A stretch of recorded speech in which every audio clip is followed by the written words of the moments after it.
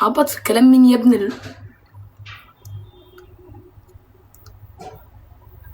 امك. يلا يا قلبي احلى بلوك غور. دخلت اتفرج على الكومنتات اقسم بالله رعب. فواحده بتقول ايه، محمد رمضان اكيد هيدفعها يعني، مش هيسيب صاحبه. محمد رمضان جدع ومش هيسيب صاحبه حي او ميت وايه، وبتشكر في محمد رمضان. قامت واحده تدخل ترد عليها تقول لها ايه، ومحمد اقسم بالله انا كنت بقرا الكومنت بعيني، انا شايفاها وهي بتتكلم. ومحمد رمضان يدفع ليه يا حبيبتي، مراته تبيع طقم الذهب وطقم الالماظ اللي جابوه لها والايفونات.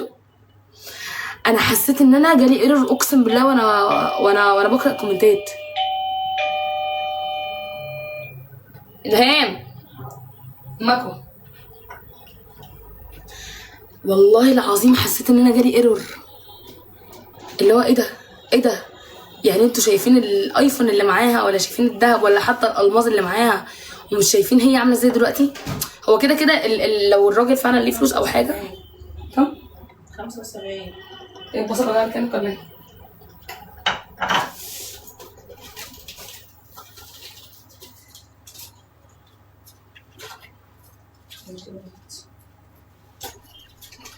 في هنا موجود قاعد قدامي؟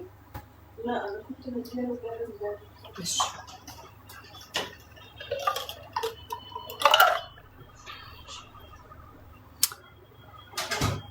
واحد بيقول لي ما تبيع، ايه المشكله؟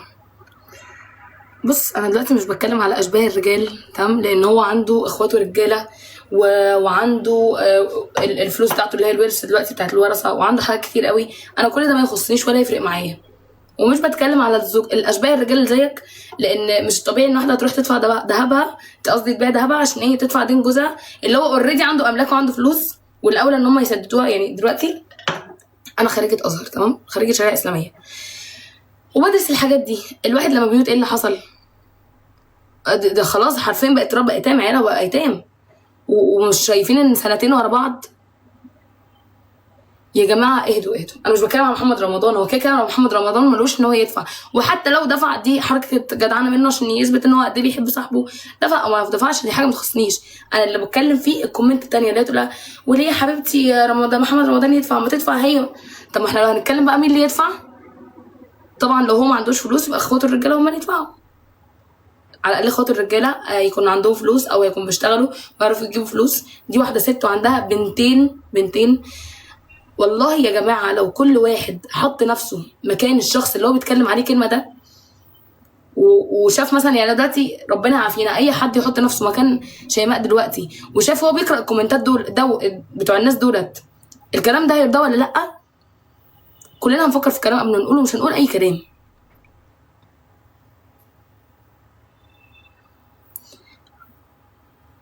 هو كان شايلهم كلهم ماشي. بصوا يا جماعه، اصلا لما الواحد بيجي يموت اول حاجه في تقسيم التركه ايه اللي بيحصل اول حاجه قبل الدفن وقبل الغسل وقبل الحاجات دي كلها. بس طبعا ده مش بيحصل دلوقتي او ما حصلش مع اسماعيل.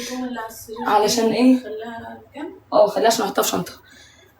ده ما حصلش معاه لان هو طبعا حد مشهور والموضوع جه على غفله، عمل حادثه ومات بسرعه، ما كملش 3-4 ايام، فالموضوع جه بسرعه. لكن الطبيعي ان الواحد قبل ما ينزل قبره لازم من فلوسه او يجمعوا له، لو هو واحد فقير ومعهوش فلوس يجمعوا له ويسددوا الدين اللي عليه. لو هو عنده فلوس التركه بتتوزع زي اول حاجه بيطلع فلوس لو حد عليه دين، تاني حاجه بياخدوا الفلوس لو حد، دي حاجات تخصهم، دي حاجات تخص مين مش فاهمه.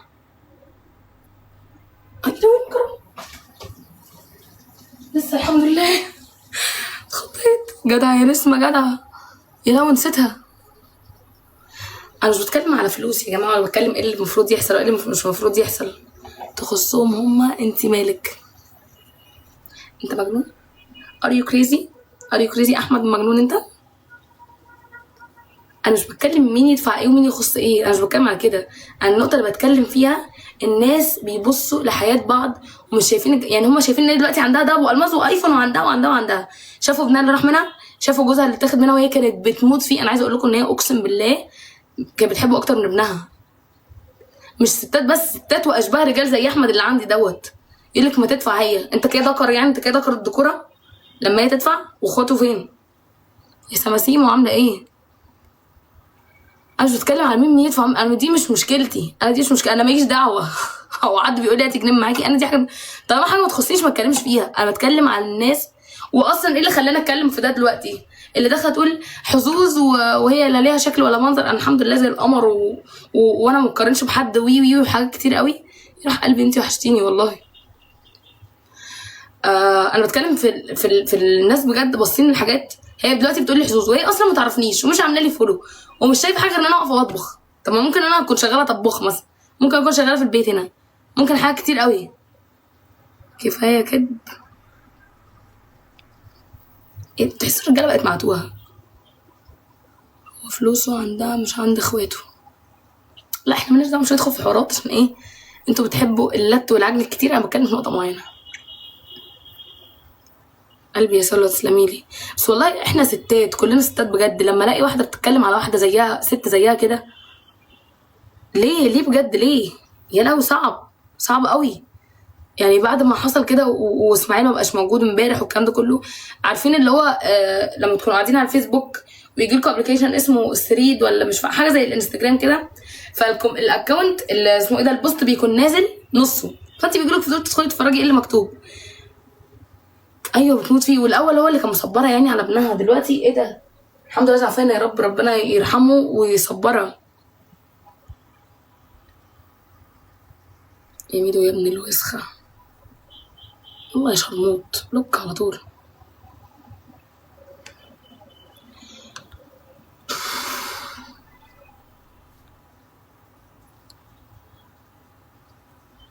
هي الرجاله مش ما بقتش منسوانه، الرجاله ما بقتش رجاله، ان احنا الستات او احنا النسوان احنا ناس جدعه جدا وناس جامده جدا. فهم مش لما نيجي نعيب فيهم نقول لهم بقوا منسوانين، ده هم يا ريتهم يبقوا منسوانين. ده على الاقل الستات دلوقتي بقت هي اللي بقت ب100 راجل. هي الستات دلوقتي اللي بقت كويسه، هي اللي بقت بتشيل دور الراجل والست. يا جماعه ما دعتش عليه، يا جماعه ما دعتش عليه. ربنا يهديكم ربنا يهديكم ربنا يهديكم. لسه انا بحب الوش يبقى متحمر كده.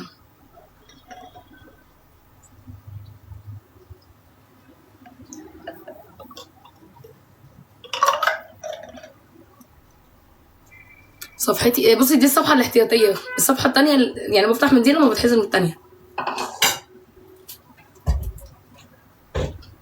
نعم بنيه عملناه اصلا يا حنان خلاص.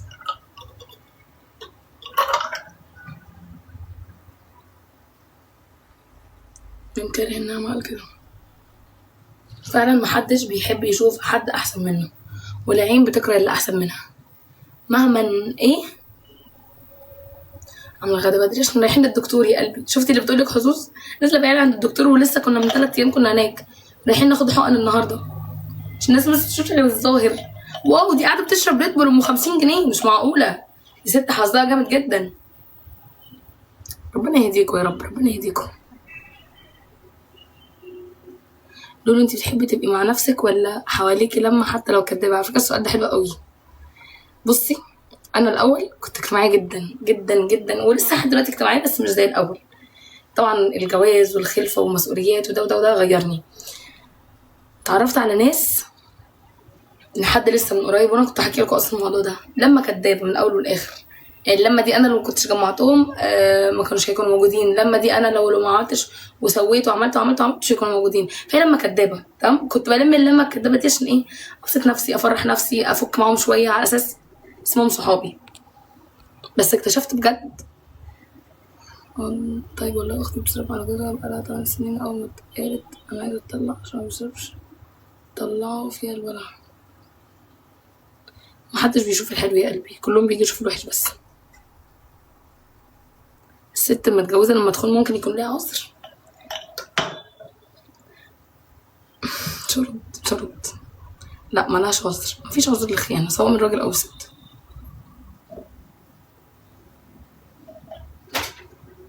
المكرونه خلصت الا نحطها ونجيب حشو. اوريكم دلوقتي. بنقول رايي ايه؟ رايي ان هي ست شطوره، ست شطوره جدا، والراجل برضه بيعمل كده بيكون شطور جدا. لا مفيش اي عذر للخيانه. هو لو اللي قدامك سواء ست او يعني مثلا لو ست خانت جوزها وجوزها سامحها، فده بيبقى كرم اخلاق منه، وان هو عنده اسباب ان هو يسامحها، ومثلا عدلها علشان اسبابه هو خاصه، والست برضو نفس النظام. لكن مفيش عذر للخيانه. مفيش انا خدتك علشان انتي قصرتي معايا، انا خدتك عشان عايزه اجيب العيله 15,000، انا خدتك عشان انت ما بتهتمش بيا. لا، في حاجه، احنا مسلمين وربنا حلل لنا الطلاق. دي مش قله كرامه منه، يعني الست لما بتسامح جوزها مبيبقاش عندها قله كرامه. يلا يا جماعه ما علينا، ماليش خلق الصراحه، ماليش خلق. كنا بنكمل موقف كلام اللي هو عن استنى هنزل الشباك شويه عشان اتعميت من الشمس. ثمن الخيانه ليه عندنا ربنا حاسبنا عادي. بس الكلام يا استاذ ابراهيم اللي انت بتقوله دوت، انا حاسه الاضاءه بقت رايحه خالص. الراجل غير ست، اقسم بالله لو سمعت الكلمه دي لا هديك واحده بلوك ترشق في نافوخك. الراجل والست خيانتهم واحده، حسابهم قدام ربنا واحد، شكلهم قدام المجتمع واحد. سيبك من المجتمع المتخلف اللي احنا عايشين فيه دوت. الست والراجل هيتحاسبوا نفس الحساب. في الشرع عندنا يا قلبي، لو ما تعرفش الشرع يعني تمام، لما واحد مش متجوز او واحده مش متجوزه بتزني تمام، بتتجلد 80 جلده عشان هي مش محصنه. اما لو واحده محصنه يعني متجوزه، لو انت جاهل مش فاهم، لو واحده محصنه، بطلي كلام ملوش لازمه. اما لو واحده محصنه وواحد محصن وزنا فعلا، فده لو احنا بنطبق الزمان يعني في ايام الزمان، الرك على الست، لا يا قلبي الرك على اللي هو مش بيعرف يحافظ على بيته. اما لو واحد او واحده محصنين متجوزين يعني وزنوا، بيترجموا حتى. ماشي، انا في حاجات مش عايزه اقولها عشان ما عندناش غير الاكونت ده دلوقتي. قلبي يا لولو، تحياتي للشريعه الاسلاميه كلهم. الراجل الست تقدر تسامحه، اما الست مش بتتسامح. ما عشان قلت لك كبار، لكن احنا عندنا سعه صدر وعندنا قلب كبير. والله العظيم، والله استنى، اللحمه اتحرقت منكم لله.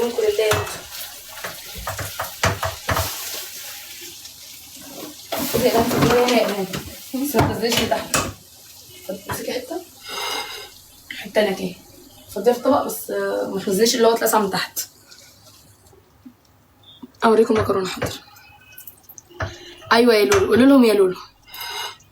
قلبي يا نونو، احسبيها زي ما تحسبيها، احنا كده عشان كده الراجل مش زي الست. احنا كده عشان كده الراجل مش زي الست. ما هو يا قلبي اللي بيعمل كده بس ما بيبقاش اسمه راجل، بيبقى اسمه، فهمت؟ انا بتكلم في الصح. انتوا عايزين تحللوا الدين على مزاجكم، عايزين تاخدوا العادات والتقاليد المتخلفه على دماغكم. لما تنزلوا يا حبيبي تحت قدام ربنا وقدام، يعني تنزلوا في قبركم وتتحاسبوا، هتقولوا يا رب انا خنتها علشان انا راجل. ساعتها عامله تشويش شتايم. اقسم بالله انت سكر. انا بتكلم في الصح، انا بتكلم في الصح.